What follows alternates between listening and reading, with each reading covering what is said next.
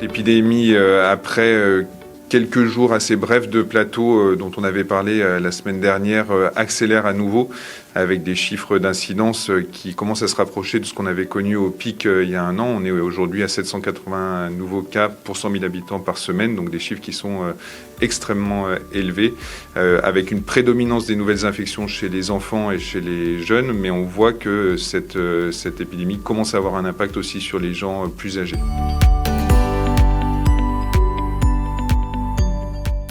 Donc on peut penser que cette augmentation et cette accélération de l'épidémie est liée au variant Omicron. On est en train de rentrer dans la vague Omicron. Aujourd'hui, il représente à peu près 10% des nouvelles infections.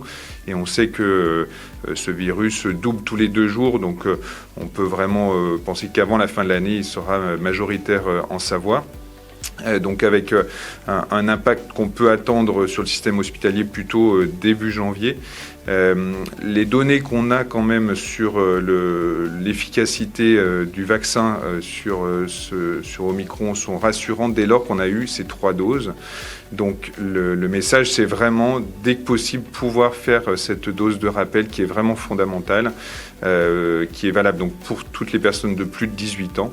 Et puis aussi, sans doute, promouvoir la vaccination des enfants, qui est maintenant possible, dès l'âge de 5 ans, et qui pourra contribuer peut-être à freiner cette épidémie.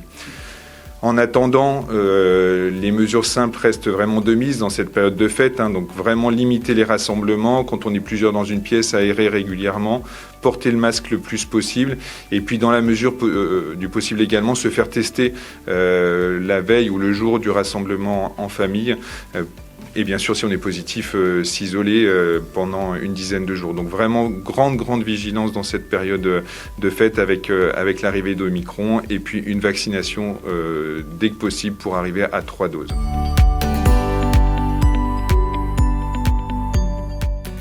L'hôpital reste vraiment dans une période extrêmement tendue, même si on a un tout petit répit dans cette période de fête où les gens rentrent un peu plus facilement chez eux. Côté soins critiques, on est vraiment au maximum de ce qu'on peut faire, on n'a plus de marge de manœuvre. Les choses sont encore accentuées par les accidents de ski qui nous sollicitent également.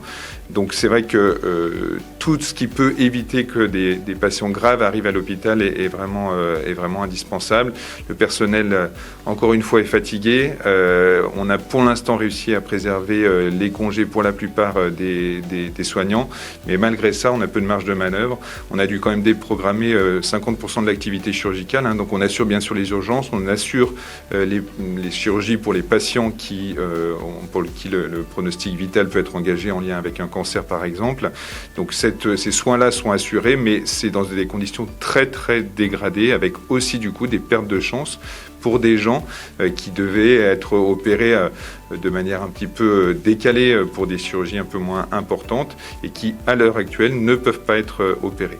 Et dans certaines réanimations, alors c'est pas le cas à Chambéry, mais la crainte de ne pas pouvoir prendre en charge des patients qui font par exemple un infarctus, qui font par exemple un accident de ski grave, tout simplement parce qu'il y a pas de lit.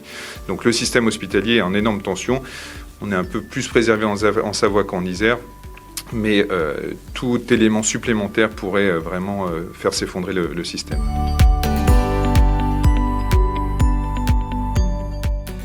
Oui, c'est vrai qu'il y a une incertitude sur ce qui va nous arriver en janvier, mais étant donné la contagiosité d'Omicron, on ne voit pas comment on ne pourrait pas avoir encore une accélération, une augmentation du nombre de patients hospitalisés. On est aujourd'hui à une 50aine, 60aine de patients Covid dans nos services, dont une 12aine en réanimation. On peut vraiment craindre que courant janvier, ce chiffre va augmenter et va imposer des réorganisations. On espère qu'on sera capable de faire face. Et en attendant, vraiment, on demande à tout le monde de nous aider à protéger l'hôpital et à se protéger soi avec les gestes barrières et la vaccination.